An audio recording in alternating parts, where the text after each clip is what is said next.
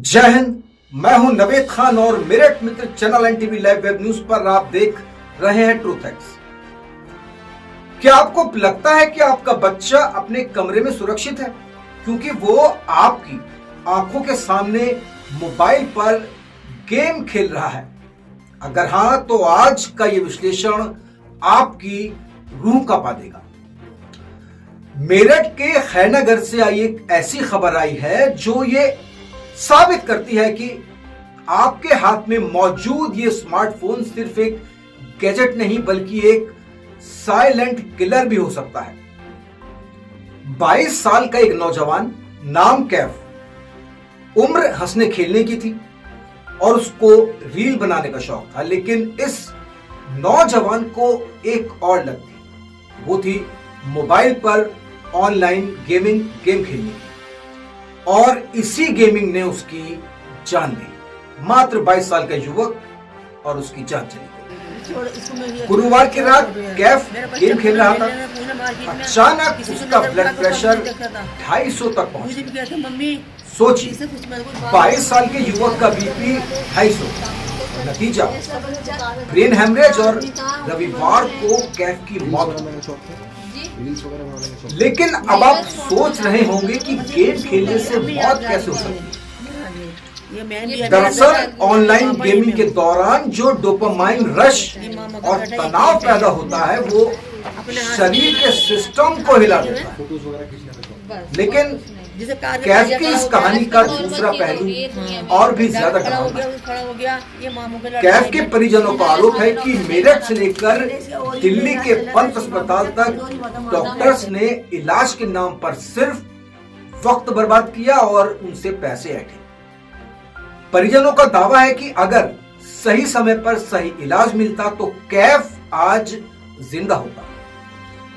Ventilator पर सांसें तो चल रही थी, लेकिन अस्पताल प्रशासन की संवेदनहीनता ने एक पिता से उसका जवान बेटा छीन लिया। अब क्या हमारे अस्पताल अब सिर्फ कैश काउंटर बन गए हैं? बड़ा सवाल। और क्या वेंटिलेटर अब मौत का इंतजार करने वाली एक मशीन बन चुका है? उससे भी बड़ा सवाल। ट्रूथ एक्स में आज हम इन सफेद पोशों की लापरवाही का भी पर्दाफाश करेंगे। आज मेरठ के खैरनगर की गलियों में सन्नाटा है, लेकिन सोशल मीडिया पर कैफ की मौत एक वायरल बहस बन चुकी है। लोग कह रहे हैं कि गेमिंग ने मार डाला। परिजनों की सिसकियां सुनिए। वो चीख चीख कर कह रहे हैं कि अपने बच्चों को इस डिजिटल जहर यानी ऑनलाइन गेमिंग से दूर रखिए। ऑनलाइन गेमिंग कोई खेल नहीं, एक नशा है, और एक ऐसा नशा जो आपके दिमाग की नसों को फाड़ सकता है। सीधा इसका उदाहरण आज आपके सामने है। कैफ का बीपी अक्सर बढ़ा रहता था, लेकिन उस रात की उत्तेजना ने उसके दिमाग की नस को जवाब दे दिया। ट्रूथ एक्स का आज का विश्लेषण सीधा और साफ है। अगर हमारे आपके बच्चे घंटों मोबाइल में डूबे रहते हैं तो हमें समझना चाहिए मोबाइल की स्क्रीन पर चल रहा गेम वर्चुअल हो सकता है, लेकिन उससे होने वाली मौत रियल और सच्ची है। कैफ की मौत एक चेतावनी है हम सब माता पिताओं के लिए जो बच्चों को चुप कराने के लिए फोन थमा देते हैं, और उन युवाओं के लिए जो प्रो प्लेयर बनने के चक्कर में अपनी जिंदगी फौरन उठा, नाश्ता करा, अपना फौरन काम पे चला गया। आप पूरा मेलना, पूरा मार्केट जहाँ काम करता था अपने उस्ताद से, वहाँ जाके मालूम कर लो। कोई ये नहीं कह सकता कि केफ ऐसा पबजी खेलता था, वो कुछ करता था। अपने काम से काम था, अपने घर की जिम्मेदारी से मान लगे थी मेरे बच्चे ने। मेरा बच्चा इतना सीधा था, कुछ किसी से कोई मतलब न पबजी वबजी का इतना शौक था।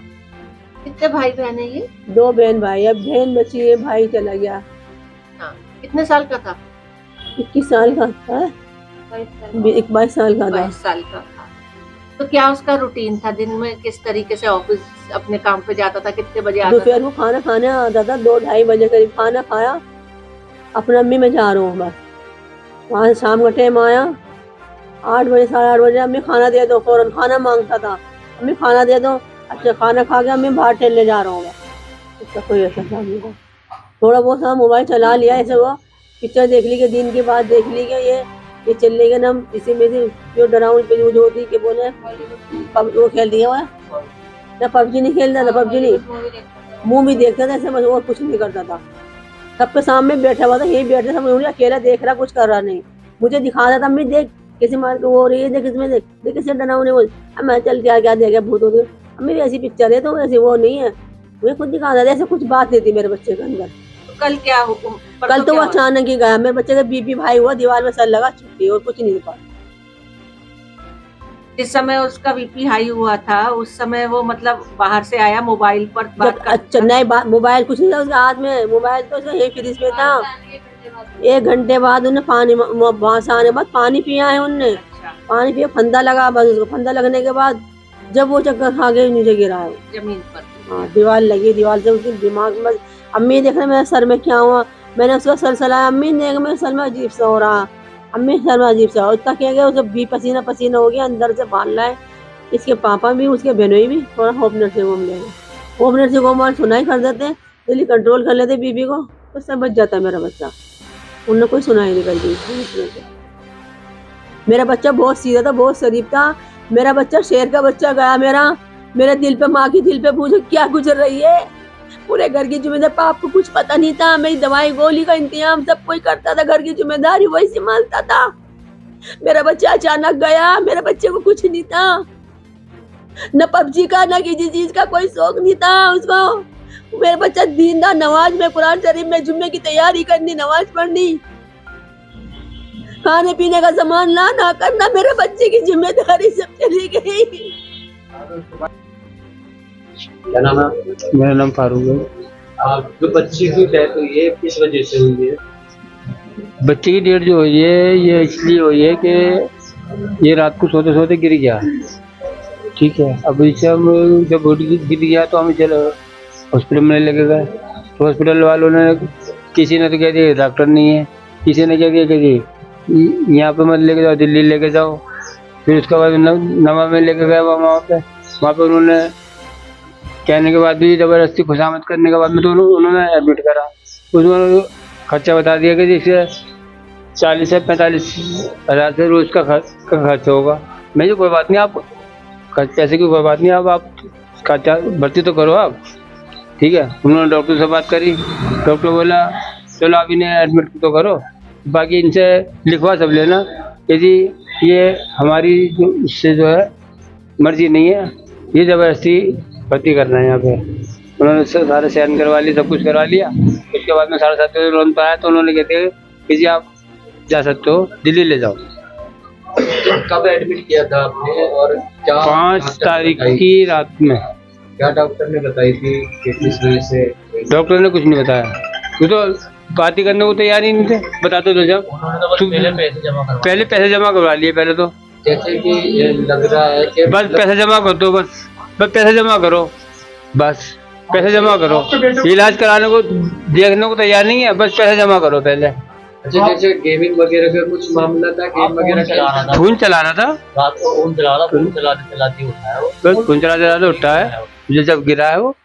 अच्छा, की शिकायत रहती थी पहले जी बीपी इसको बढ़ता रहता था पहले? नहीं, मैंने नहीं, ऐसा कुछ नहीं है, ऐसा कुछ नहीं।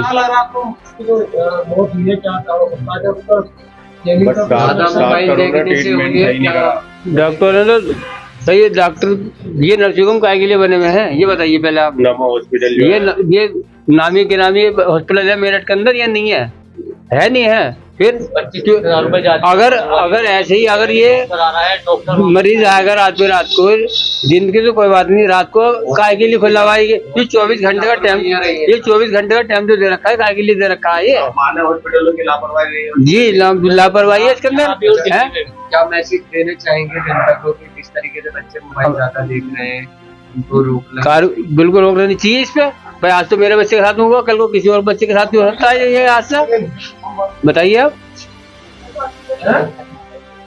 बच्चे की जब आपका बच्चा जिस वक्त गिरा, चक्कर आए तो उसके कान में हेडफोन लगाओ? जी नहीं, रात को 3:30 पौने 4 बजे रात को आदमी सोने का टाइम है, लेट लगाएगा रात को सोते में, ये बताइए मुझे आप पहले। फोन ले रखा तो फोन तो रहता ही है हाथ में, किसी हाथ में फोन नहीं रहता। और फोन चला रहा था, बिना उसके ही चला रहा था। फिर मगर ये है कि ना यहाँ पर काम हुआ, और दिल्ली में भी हम 4 हॉस्पिटल में गए, वहाँ भी किसी हॉस्पिटल ने हाथ रखने तैयार नहीं है। पंचमें में पहले चला गया, पहले पंचमें गए, मैंने वहाँ बात कर ली थी, वो बोले कि वहाँ पेशेंट को लेकर आओ। पहले जब लेकर आया तो एम्बुलेंस से उतरने भी नहीं दिया गार्डों ने वही रोक दिया कि पहले कागज दिखा के लाओ अंदर। अब कागज लेके गया, एक्सरा सिटी स्कैन था उसका, वो लेके गया तो उसे देखती डॉक्टर ने मना कहा यहाँ नहीं होना का, जबकि इस चीज का इलाज वहीं पर ही है पंच में। उन्होंने क्या अरबिन लेके जाओ, अरबिन लेके गया, वहाँ डॉक्टर बैठे हुए सही से बात करने को तैयार नहीं हो, कह रहा यहाँ पर डॉक्टर ही नहीं है, वेंटिलेटर नहीं है, ऑक्सीजन नहीं है।